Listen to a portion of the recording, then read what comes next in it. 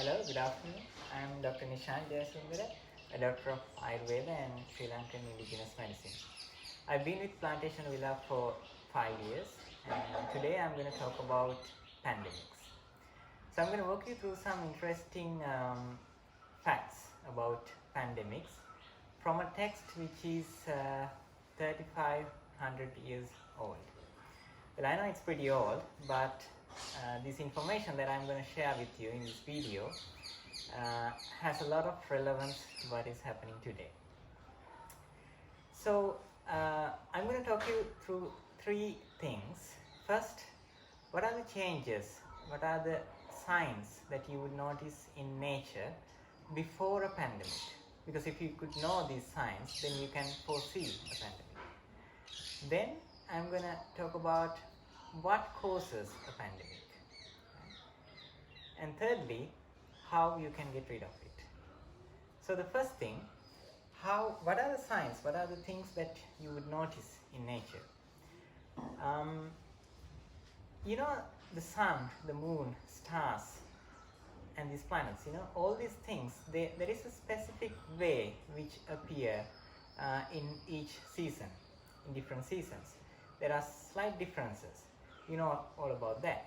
But if these features change, for example, if the sun appears differently in a season that is not specific to that season, then that indicates about some kind of an impairment of that season. Right? So, and there can be extremes of weather. There can be long winters, or in other parts of the world there can be areas where it's very hot. Right? So these signs are features that tells that there's a pandemic coming. So, but how does this change of a season can cause a pandemic?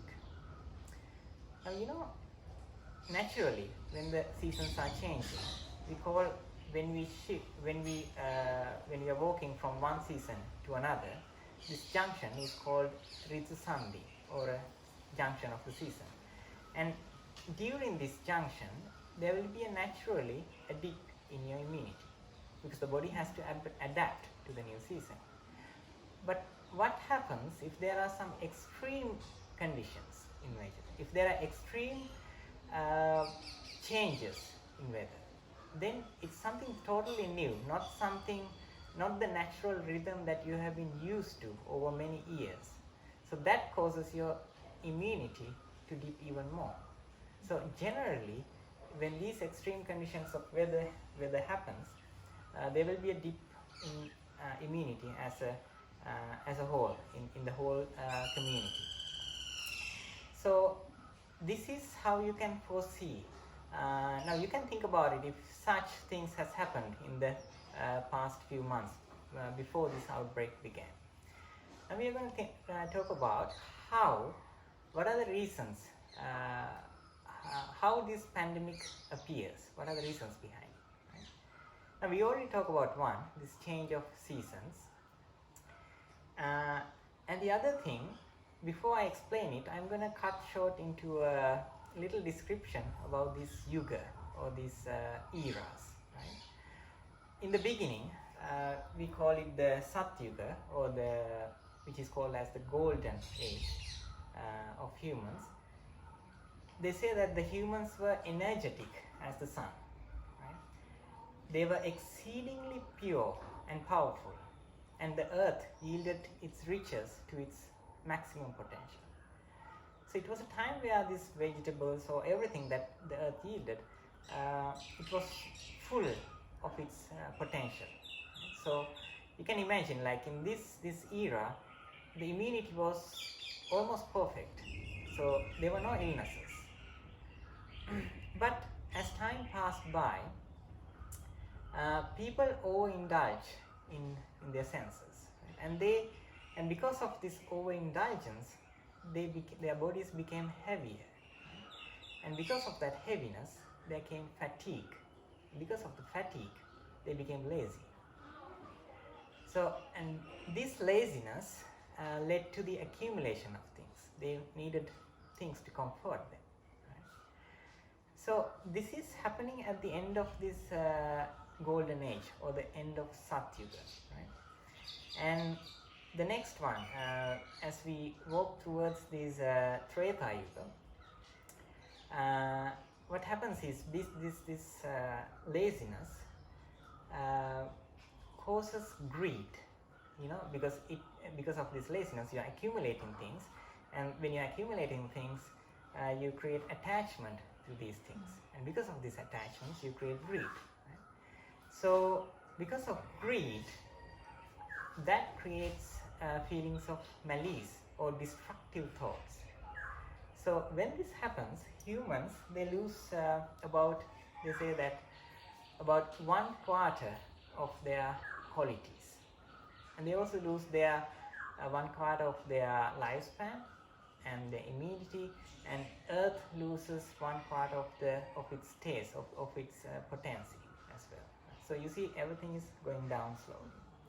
So as we pass through the other ages, so Treta Yuga and Dwapara, now we are coming into the Kali Yuga. So this greed, it causes other feelings, destructive feelings like hatred, vanity, and also it causes anger, right? So all these feelings, they diminish the immunity even more. These morals go down, and so the atmosphere is also influenced by that, right? So Charaka explains that apart from these seasonal changes, this is one of the main reason that sets the perfect atmosphere for a pandemic to grow, right? This standard of morals going down in humans. And also there is another cause behind this, pollution, right? The pollution of air, water and earth, because these are the things that we associate always, and where we energize ourselves, right? So any change in water, earth or air can lead into a depletion of immunity, right?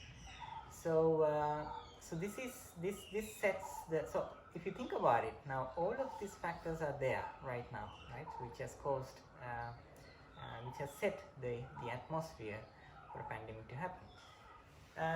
Now we are going to talk about what to do during a pandemic, right? Now it's interesting to note that Charaka says what to do just before a pandemic.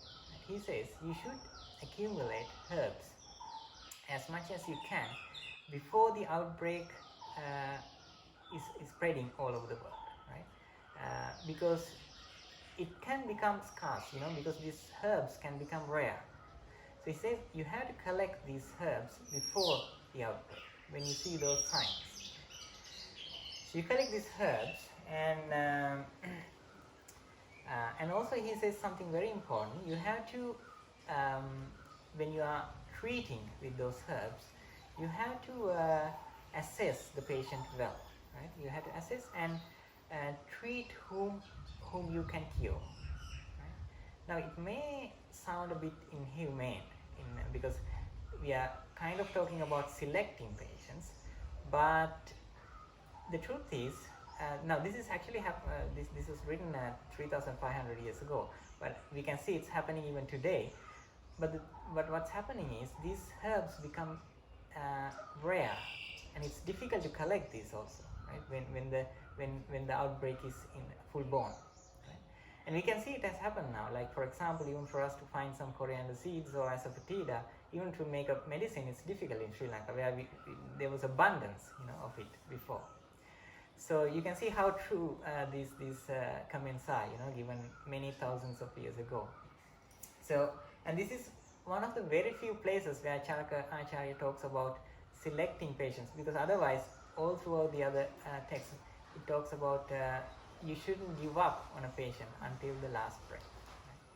So what can we do during the pandemic? First thing is, keep your immunity strong. You can take coriander seeds, lightly heated up on a saucepan, and boil it together with ginger, which will be a very pleasant drink. And there are other formulations like Chavanaprash or other herbs which contain antigraphies which can keep you safe during a pandemic. But apart from that, Charakacharya says there are other things that you should cultivate or that you should practice, especially in the when there is an outbreak. Truthfulness, compassion to other beings, charity, sacrifice. Sacrifice by means of compromising your comfort for someone else's benefit. And then chanting mantras or sutra for your to keep you safe. For example, it can be Ratana Sutra or Karaniyametta Sutra described in Buddhist philosophy, or other sutras that comes in Vedic chantings which can be used during these times. And also you should adopt all preventive measures which you are well aware of it these days, because there are plenty of literature about it. And Charaka says something very, very important in this same chapter: drink hot water. So why should you drink hot water? I know you may have heard about this hot water killing the pathogens in your throat and all of that, but Charakacharya here means it in a more deeper sense, which I'm going to talk in my next video, which is about water. So see you in a few days, and until then, practice compassion, loving kindness, and do some chanting, and stay in good health. Ayurveda.